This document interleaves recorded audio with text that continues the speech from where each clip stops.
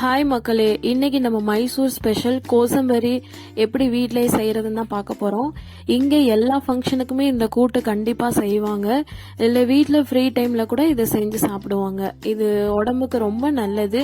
இதில் நம்ம சேர்த்துருக்க பொருள் என்னென்னா பாசிப்பருப்பு, வெள்ளரிக்காய், கேரட், பச்சை மிளகாய், காஞ்ச மிளகாய், கருவேப்பிலை, லெமன், கடுகு, உப்பு, தேங்காய், மாதுளம்பழம். நீங்க தேவைப்பட்டா மக்காச்சோளம், மாங்காய் கூட சேர்த்துக்கலாம். இது நம்ம உடம்ப ஹைட்ரேட்டடா வச்சுக்கும், கண்ணுக்கு நல்லது, ஹார்ட் பேஷண்ட்டுக்கு ரொம்ப நல்லது, சுகரை கண்ட்ரோல் பண்ணும், பிளட் ப்ரெஷரை கண்ட்ரோல் பண்ணும். ஸோ இது ரொம்ப நல்லது. நம்ம இதை எப்படி செய்யலான்னு பார்க்கலாம். நான் 100 கிராம் பாசிப்பருப்பு அரை மணி நேரத்துக்கு முன்னாடி நல்லா ஊற வச்சுட்டேன். நான் இன்னைக்கு கொஞ்சமாக தான் செய்கிறேன். நீங்கள் நிறையா செய்யணுன்னாலும் செஞ்சுக்கலாம். அதை நீங்கள் அரை மணி நேரத்துக்கு முன்னாடி நல்லா ஊற வச்சுருங்க. இப்போ நம்ம அதை நல்லா ஒரு பிளேட்டில் பரப்பி விட்டுக்கலாம். அப்போ தான் நம்மளுக்கு மிக்ஸ் பண்ணுறதுக்கு ஈஸியாக இருக்கும். அடுத்து இதில் சேர்க்க வேண்டிய பொருள் என்னென்னா கேரட், வெள்ளரிக்காய்,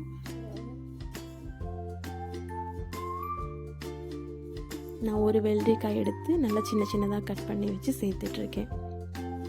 பச்சை மிளகா, ஒரு காரத்துக்கு 2 பச்சை மிளகா போதும். சின்ன சின்னதாக நறுக்கி கட் பண்ணிக்கோங்க. அப்புறம் தேங்காய், நான் ஒரு பவுலில் பாதி தேங்காய் எடுத்து துருவி வச்சுருந்தேன். அதை இப்போ நான் சேர்த்துருக்கேன். ஒரு ½ லெமன் எடுத்து நல்லா புழிஞ்சு விட்டுக்கலாம்.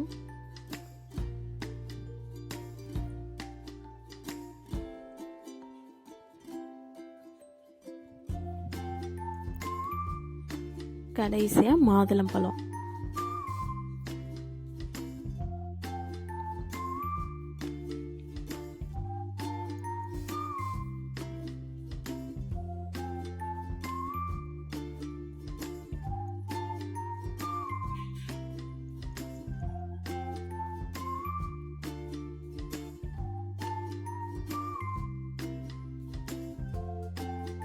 இப்போ எல்லாத்தையுமே நம்ம ஆட் பண்ணிட்டோம். நீங்கள் ஃபைனலாக கொத்தமல்லி ஆட் பண்ணிக்கோங்க.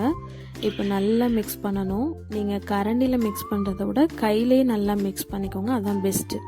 கடைசியாக இப்போ நம்ம தாளிக்க போகிறோம். அதுக்கு ஒரு வடை சட்டியில் தேவையான அளவு எண்ணெய் ஊற்றிக்கலாம்.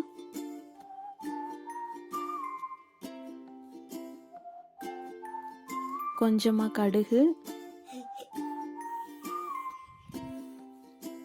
காரத்துக்கு ஏற்ப ஒரு 4 காஞ்ச மிளகாய், கருவேப்பிலை.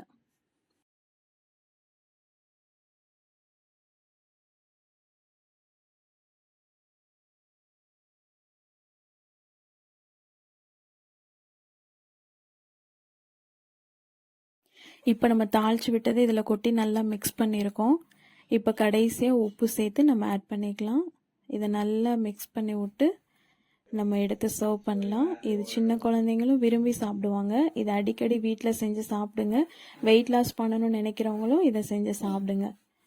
ஸோ இந்த வீடியோ உங்களுக்கு பிடிச்சிருந்தா லைக் பண்ணுங்கள், ஷேர் பண்ணுங்கள், மறக்காமல் சப்ஸ்கிரைப் பண்ணுங்கள். தேங்க்ஸ் ஃபார் வாட்சிங்.